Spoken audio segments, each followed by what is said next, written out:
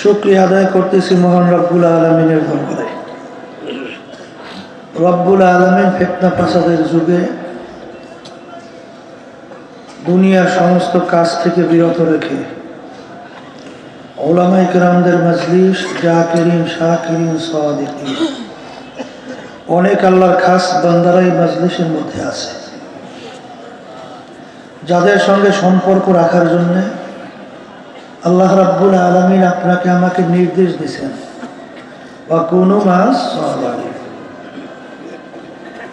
এই মজলিসটা এত উত্তম একটা গুরুত্বপূর্ণ মজলিস। আল্লাহ রাসূল সাল্লাল্লাহু আলাইহি ওয়াসাল্লাম এই মজলিসটাকে বলছেন বেহেশতের একটা বাগান।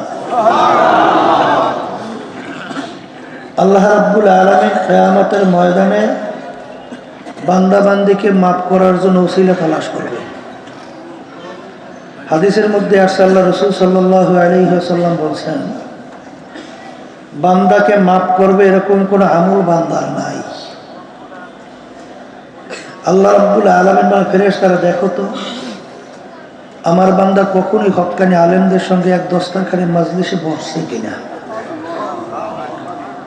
তালাশ করে পাওয়া গেছে রব্বুল আলামিন জীবনে একবার বসছিল। আল্লাহ বলবেন, যাই এসেছিল আমি ওকে মাফ করে দিলাম। আবার মাহফিল হবে, আমরা আসবো, বহু দূরের কথা। নিঃশ্বাসের বিশ্বাস নাই, সেকেন্ডের কোনো ভরসা নাই।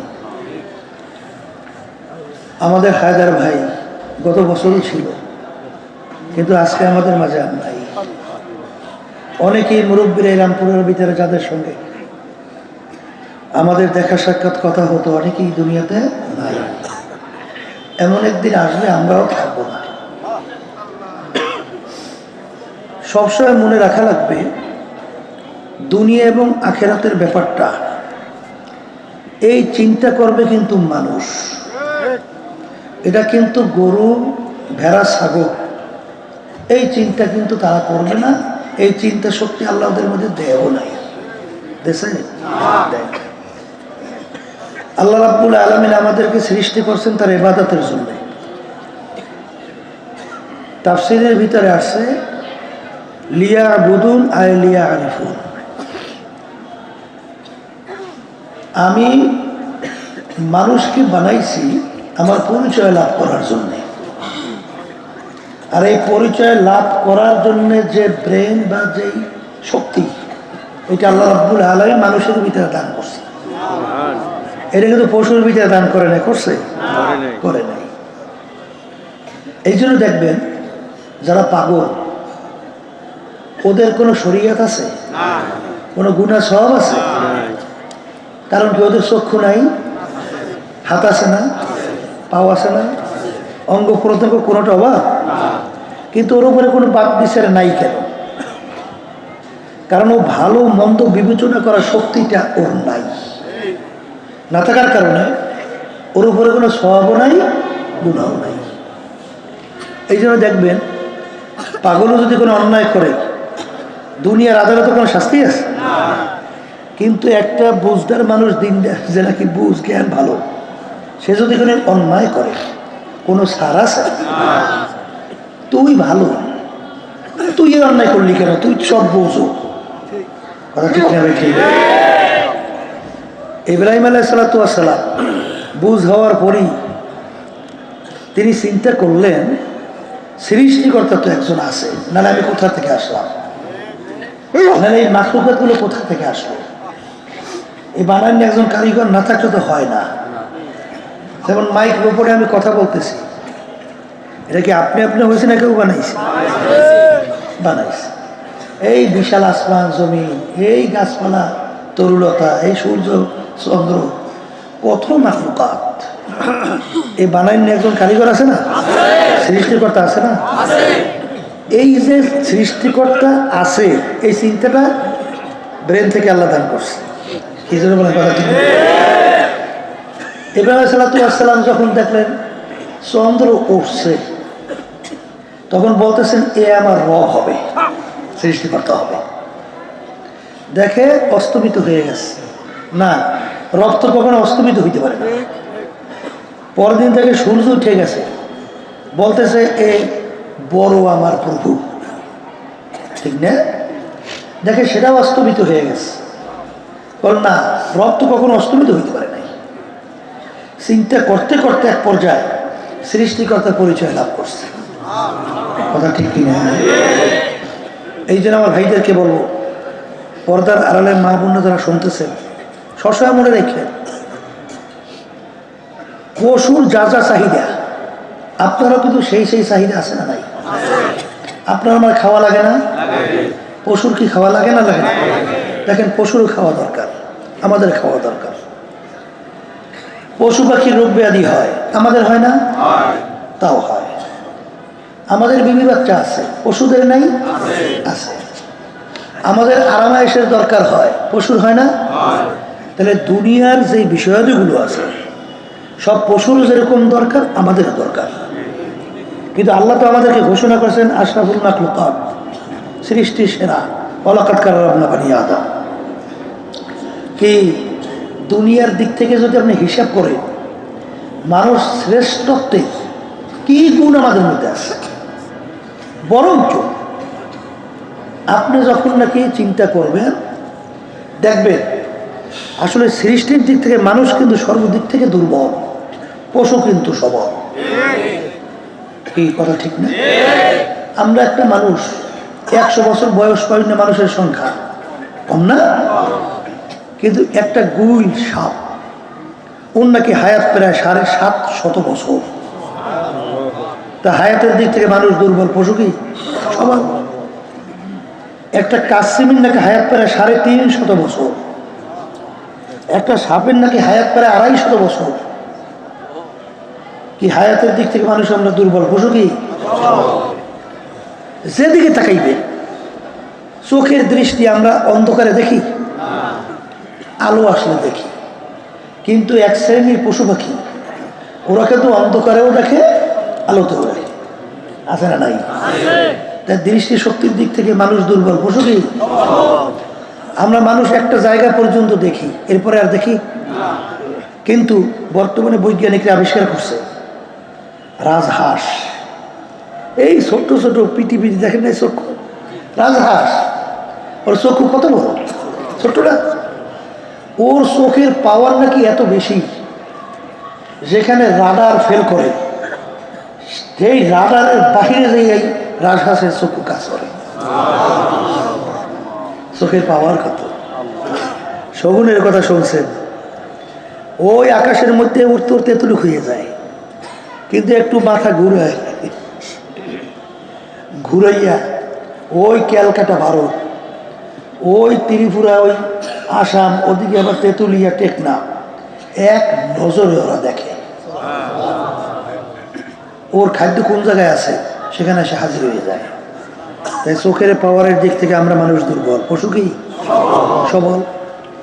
খাওয়ার দিক থেকে আমরা কি পশু?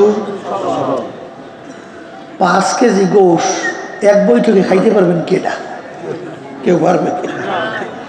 বড় 5 কেজি কি 2 কেজি খাইলেই তো উঠে হাইটে যাওয়ার কায়দা নেই। আমরা বরিশালের চাঙ্গে ফেলাইয়া কান্দের মধ্যে লইয়ে তারপর যাওয়া লাগে, কথা ঠিক কিনা? আর একটা বাঘের নাকি খোরাকি দৈনিক 17.5 কেজি গোস্ত। একটা গরুর খোরাকি কত, একটা হাতির খোরাকি কত? তাইলে খাওয়ার দিক থেকেও মানুষ দুর্বল, পশু বললেন। অনেকে মনে করেন যে ইঞ্জিনিয়ার, ডাক্তার, এবার বিশেষ FRCS, MBBS, এরপর আবার ডক্টরেট ডিগ্রি, এই আবার BCS ক্যাডার, এরপরে বিভিন্ন কায়দায় উপাধি আছে না? এই উপাধির মাধ্যমে মানুষ খুব বড় এবং সম্মানিত হয় না? এই কথা ঠিক না বেঠিক? আমার আব্বাজান বলতেন, যদি ইঞ্জিনিয়ার হইলে বড় মানুষ হওয়া যায়, তাহলে লাল বল্লা, তাহলে ও বড় মানুষ। কারণ দেখেন নাই, ওরা যে বাসা তৈরি করে, দেখছেন উপরে ছাউনিটা যে লাগায়, এই মেটেরিয়াল কোন দেশ থেকে আছে?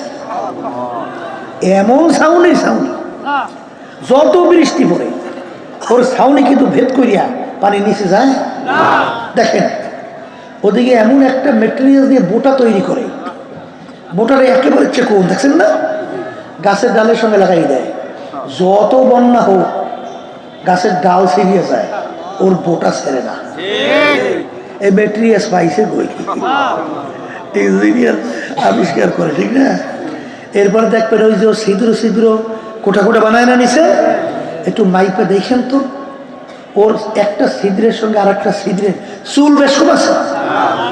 ইঞ্জিনিয়ারিং পড়ি হয় কি, বিভিন্ন দালান তৈরি করে, রাস্তা তৈরি করে, অমুক কিছু তৈরি করে, এরপরে মাইপে জুইপে দেখবেন ওর ভিতরে ভুল বের হবেই। কিন্তু ও যে বাসা তৈরি করলো, এই যে কোঠা কোঠা তৈরি করলো, একটা চুল বেশ কম নাই, তাইলে ও মার পেট থেকে পইরেই চিফ ইঞ্জিনিয়ার।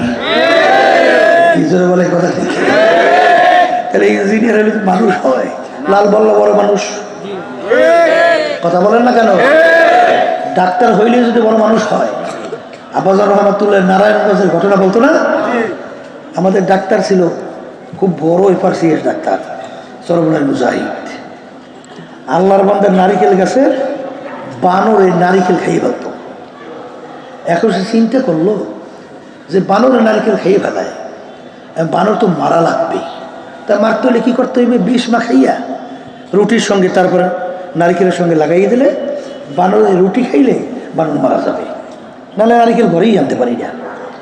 সে বিষ আইনা রুটির সঙ্গে মাখাইয়া নারিকেলের সঙ্গে লাগাই দিয়েছে, আর বাইতিয়া বসে রয়েছে। বানরের ঝাঁক আসছে, আইসে আজকে আর কেউ বানরের রুটিও খায় না, নারিকেলও খায় না, চতুর্পাশে ঘুইয়া বসে রয়েছে। কথা বুঝছেন? বানরের ভিতরে বড় বানর ও একটা কুত করে ডাকতেছে, অন্যগুলো বসে রয়েছে। এইবার কতক্ষণ পরে কতগুলো পাতা নিয়ে আসছে, পাতা নিয়ে এসে প্রত্যেক বানরের হাতে হাতে ভাগ ভাগ করিয়ে দিচ্ছে। এখন ভাগ ভাগ করে দিয়া এক কামড় পাতা খায়, এক কামড় নারিকেল খায়, এক কামড় রুটি খায়। খাইয়া লইয়া সব সাফা করিয়া এইবার আবার মিছিল দিতে দিতে দলে দলে যায়। ডাক্তার সাহেব হা করে চাই ব্যাপার কি হইল? আব্বাজান বলতেছিলেন, ডাক্তার সাহেব তাহলে আপনি মনে হয় ভালো বিষ দিতে পারেন না, এই জন্য মরে নাই। বলে, হুজুর বলেন কি, আমি ডাক্তার মানুষ, আমি বুঝি বিষ চিনি না। হুজুর এমন বিষ প্রয়োগ করছি যেই বিষের স্বাদ চুক্কা না, না মিডা, না তিতা, না নুন, এইটা আবিষ্কার করতে যাইয়া প্রায় 6 জনের মতো বৈজ্ঞানিক শুধু মারাই গেছে, আবিষ্কারই করতে পারে নাই। শেষ বৈজ্ঞানিক সেটা কি বলছে যে আমার জিপে বিষ লেখার সঙ্গে সঙ্গে অনেক ওই স্বাদের নাম লাগছে কাগজ আগে, যে কথা তো বলতে পারবো না, তবে যেইটার উপর দাগ দেবো মনে করবা ওইটার এইটা স্বাদ। তবে যারা ওখানে উপস্থিত ছিল বিষ লাগানোর সঙ্গে সঙ্গে হাত পা কাঁপতে গেছে, তখন দাগ দিয়েছে, বলে ও দাগ ঠিক হয় না, গেছে মারা। তাহলে ডাক্তার হইলে যদি বড় মানুষ হয়, তাহলে বানরটা বড় মানুষ। কারণ ডাক্তাররা তো মানুষের শরীরের রোগ নিয়ে রিসার্চ করে, এরপরে ঔষধ আবিষ্কার করে, এরপরে সেই অনুযায়ী ঔষধ প্রয়োগ করে, তারপর আল্লাহর রহমতে রোগ ভালো হয়। তাইলে যদি এই ডাক্তার হইলে মানুষ হওয়া যায়, তাহলে এই বানর আসার পরে দেখছে রোডের ভিতরে বিষ তো মাখাইছে, তাই বিষটা কোন বিষ এইটা আবিষ্কার করছে, এবং ওই বিষ নষ্ট করতে কোন ঔষধ লাগবে ওইটা আবিষ্কার করছে।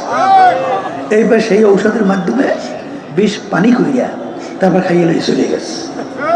এই কথা ঠিক না? এই কথা বলার আমার মূল উদ্দেশ্য হলো, এক শ্রেণী আমার বাজানরা আছে, তাদের কার্যক্রম, ধ্যান ধারণা, চিন্তা, চাল চলন দেখলে মনে হয় যে দুনিয়াতে আসছেই শুধুমাত্র চিন্তা কেমনে খাইবে, কেমনে বাঁচবে, কেমনে বিল্ডিং একটা একটা তৈরি করবে, সম্পদ কিভাবে বাড়াইবে, আবার খাইয়ে লইয়া গরু ছাগলের মতো রাত্রে ঘুমাইয়ে বইবে, ঘুমাইয়ে টুমাইয়া এই পোষা পায়খানা করিয়া আবার উঠে আবার 24 ঘন্টা কেমনে খাইবে, কেমনে বাঁচবে, কেমনে খাইবে, কেমনে বাঁচবে, কেমনে খাইবে, কেমনে বাঁচবে। নামাজ নাই, রোজা নাই, সৃষ্টিকর্তার পরিচয় নাই, সৃষ্টিকর্তার জিকির নাই, তার হুকুম পালনের চিন্তাও নাই, বরঞ্চ এই শ্রেণীর মানুষগুলো ওলামায়ে কেরাম হক্কানি, তাদেরকে দেখলে টিটকে দিল। কথা ঠিক কিনা? আসলে ওরা যে মানুষই না, এ তো চিন্তাই করে না। কথা ঠিক কিনা? ওরা সৃষ্টিকর্তা তালাশ করে পরিচয় পায় না যে সৃষ্টিকর্তা আবার কি। তা তালাশ করতে করতে শেষ পর্যন্ত পাইছে মানুষ নাকি বানর থেকে সৃষ্টি হয়েছে। ডারউইন, এই যে ফ্যাসিস্ট, এই যে 5ই আগস্ট, হ্যাঁ, নেতা কর্মী সব থইয়া হেলিকপ্টারে টুনটুনে টুন দিয়ে পালাইছে। ঠিক, নেতা যদি তাদের কর্মীদেরকে মাইল মুখী গুলির মুখে ফালাইয়া ফালায়, এই নেতার নেতৃত্বে দল করে, আমি বলছি সুস্থ মস্তিষ্কের মানুষ না। ঠিক নেবে? যেই কথা বলতে চাইছিলাম যে এই অবস্থানটা যে তৈরি করছে, যেই কথা বলতে চাইছিলাম, আশরাফুল মাখলুকাত মানুষ ক্ষমতার জন্যে, এই দুনিয়ার জন্যই তো আসতে কথা, এই দুনিয়ার জন্যই তো, এই সম্পদ টাকার জন্যই তো, দালালি করার জন্যই তো। কথা বলে না, কথা ঠিক না? দালালি করার জন্য, সম্পদের জন্য, ক্ষমতার জন্য হাজার হাজার মায়ের কোল খালি করে ফেলছে, গুলির পর গুলি। আমাদের ভবিষ্যৎ প্রজন্ম, মেধাবী মেধাবী সন্তানগুলোকে পাখির মতো গুলি করে রাস্তার ভিতরে লুটেই ফেল। কিসের জন্যে? ক্ষমতার জন্য না। ওরা তো চিন্তা করছে আমাদের কাজই হইল এই মায়ের ফিট করিয়া যে যত ক্ষমতায় যেতে পারে। কমিউনিস্টের থিওরি হলো ক্ষমতা হলো বন্দুকের নালের মাথায়। কথা বোঝেন নাই? অর্থাৎ যার শক্তি তারই ক্ষমতা। কিন্তু আসলে মানুষকে আল্লাহ এই জন্য দুনিয়াতে পাঠাইছে, এই যে মারিয়া পিটিয়া, এই ক্ষমতা করিয়া, ওই মানুষের ধোকাবাজি দিয়ে অমুক টমুক সমুক করিয়া, এই জন্যই আমাদের কাজ না। এই এক শ্রেণী আমার বাজানরা আছে না নাই?